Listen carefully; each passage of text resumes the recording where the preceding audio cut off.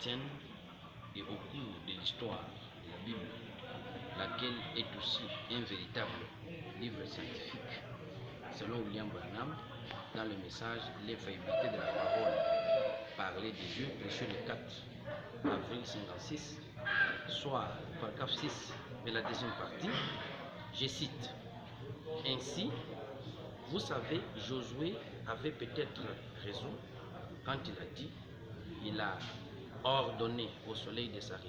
Vous voyez, vous découvrez toujours que vous revenez à la Bible. C'est le véritable livre scientifique. Mais chez moi, je vais dire que la Bible, c'est le véritable livre scientifique. Voyez-vous? Fin de citation. Nous voyons dans Exode 31, depuis le verset 1 jusqu'à 6, Dieu qui avait le plan de la construction du temple du temps de Moïse, il a précisé les compétences déjà préordonnées comme acquises parmi les enfants d'Israël. C'est ainsi que le partenariat dans l'entrepreneuriat exige des choses, la compétence et la personnalité, que nous pouvons appeler, nous, le talent ou le potentiel. Il nous convient de savoir qu'un pasteur est un leader, c'est-à-dire il mobilise et sensibilise les gens vers un ou plusieurs objectifs. Il est un visionnaire, c'est-à-dire il a des images, des objectifs, des raisons d'être, des fardeaux dans son cœur qui constituent le plan divin devant être accompli dans la vie des gens sur qui Dieu l'a établi superviseur spirituel et orientateur. Aujourd'hui, nous découvrons l'instabilité dans nos églises à cause des manques de vision qui stabilisent et amènent les gens à être et amènent les choses à être faites avec précision, à répondre avec l'exactitude aux questions et à voir clairement le futur. Un vrai leader a beaucoup de qualités, dont voici quelques-unes. Première qualité, il doit créer et entretenir un esprit d'équipe. Il doit s'impliquer suffisamment pour montrer qu'il prend son rôle à cœur. De cela, il verra ses efforts largement être récompensés. Deuxième qualité, un vrai leader doit passer beaucoup de temps à améliorer les compétences de ses subordonnés en vue de leur progrès.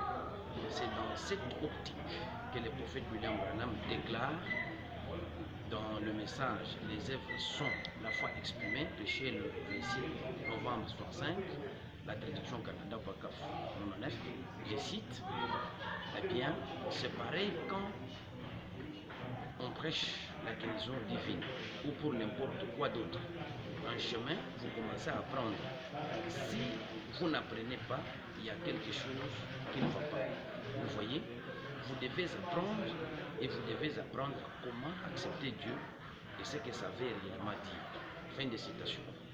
La plupart des serviteurs jugent la destinée par la puissance que l'on a pour accomplir les miracles. Alors que le plus grand miracle, c'est d'amener le peuple à connaître la vérité et que cette dernière doit les affranchir. C'est dans Jean chapitre 8, le verset 30 à 32. La Bible dit que vous connaîtrez la vérité et la vérité vous affranchira. Ici, nous serons sévèrement jugés sur ce que l'on a fait, de ce que l'on a compris au sujet de la parole de Dieu.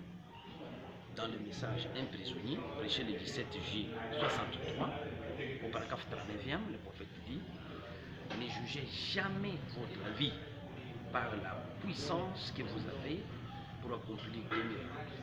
Et nous ne jugeons pas, nous ne pouvons jamais nous juger nous-mêmes par les degrés de la connaissance qu'on a de la parole. Mais jugez-vous toujours en regardant ce que vous faites, ce que votre vie porte comme fruit et ce que vous menez actuellement. Voyez-vous, c'est comme je l'ai prêché, dit Branham, il y a quelque temps à une réunion et des hommes d'affaires à Phoenix. en additionnant sur le fait de refléter la vie chrétienne. Dans le message refléter la vie chrétienne, nous trouvons que le christianisme, qui est une fraternité inégalable, comme le prophète a produit son message, prêché le 17 avril 60, je cite, le christianisme, au paragraphe 2e, le christianisme est une fraternité, un ordre spirituel le plus élevé, inégalable, non comparable à aucun loge ni mouvement mystique. Mais le prophète constate amicalement, comme vous pouvez aussi le constater à travers le monde du christianisme aujourd'hui, appelé Jésus sur la scène. Sur le 9 mars 64 à 29 et 31, il s'est dit, on constate que le christianisme a changé en ces derniers jours. Alors que selon Hébreux 5, 11, verset 11e jusqu'au verset 14e, nous devions être maîtres. Mais il faut qu'on nous enseigne le régime et nous la nourriture solide qui est pour les hommes faits. Vous trouvez que pour Paul, depuis le temps des Hébreux, Paul disait déjà, prévoyait déjà que le dernier jour, qu'on ait des hommes faits, qu'on ne puisse pas seulement manger les rudiments.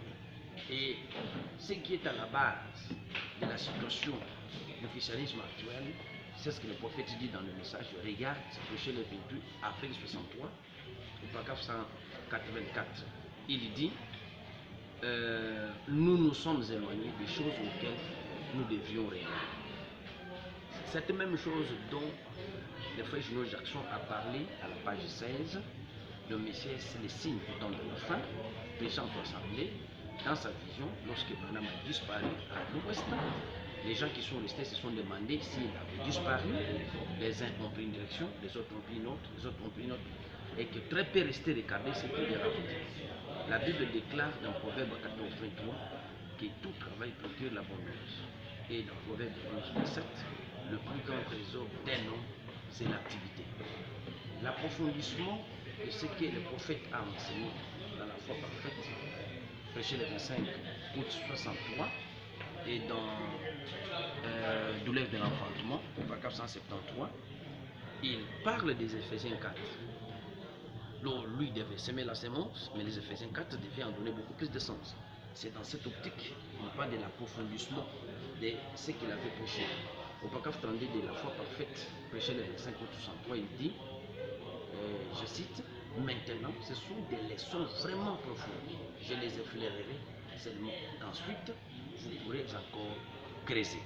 Le véritable Éphésiens 4, les dons préordonnés de Dieu doivent être remplis du Saint-Esprit pour accéder à cet approfondissement.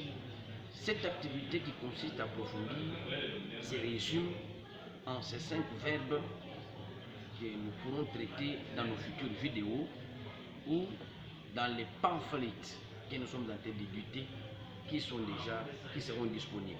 Il s'agit de, premier verbe, se consacrer, se concentrer, s'isoler, se tranquilliser et méditer. Je réponds, se consacrer, se concentrer, s'isoler, se tranquilliser et méditer. Puisse Dieu illuminer nos lecteurs et que leurs remarques et suggestions seront les bienvenues. Merci.